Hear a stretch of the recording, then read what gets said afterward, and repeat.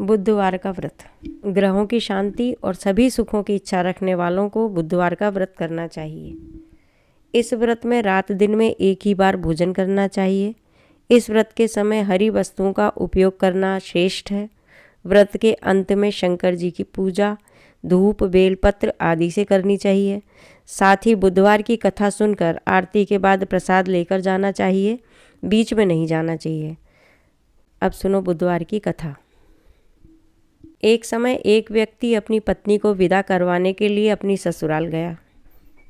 वहाँ पर कुछ दिन रहने के बाद सास ससुर से विदा करने के लिए कहा, किंतु सबने कहा कि आज बुधवार का दिन है, आज के दिन जाया नहीं करते।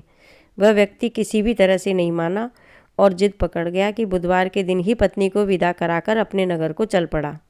रास्ते में उसकी पत्नी को प्यास लगी तो उसने अपने पति से कहा कि मुझे तो बहुत ज़ोर से प्यास लगी है। तब वह व्यक्ति लोटा लेकर रथ से उतरकर जल लेने चला गया। जैसे ही वह व्यक्ति पानी लेकर अपनी पत्नी के पास आया तो यह देखकर आश्चर्य से चकित रह गया कि ठीक अपनी ही जैसी सूरत और वैसी ही वेशभूषा में एक व्यक्ति उसकी पत्नी के पास रथ में बैठा हुआ है। उसने गुस्से से कहा, तू कौन है जो मेरी पत्नी के पास बैठा हुआ है? दूसरा व्यक्ति बोला, यह मेरी पत्नी है, मैं अभी अभी ससुराल से विदा करा कर ला रहा हूँ। वे दोनों व्यक्ति आपस में झगड़ने लगे। तभी राज्य के सिपाही आकर लोटे वाले व्यक्ति को पकड़ने लगे। स्त्री से पूछा, तुम्हारा असली पति कौन सा है? तब पत्नी शांति रही, क्योंकि दोनों एक जैसे थे।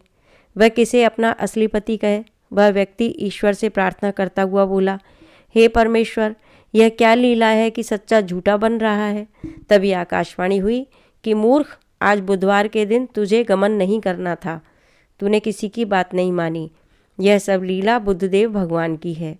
उस व्यक्ति ने बुद्धदेव से प्रार्थना की और अपनी गलती के लिए क्षमा मांगी। तब बुद्धदेव जी अंतर्ध्यान हो गए।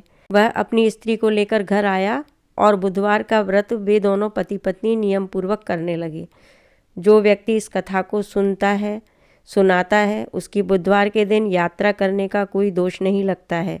उसको सभी प्रकार से सुखों की प्राप्ति होती है। इसीलिए कहते हैं कि लड़की को बुधवार के दिन अपने माता पिता के घर से ससुराल नहीं जाना चाहिए।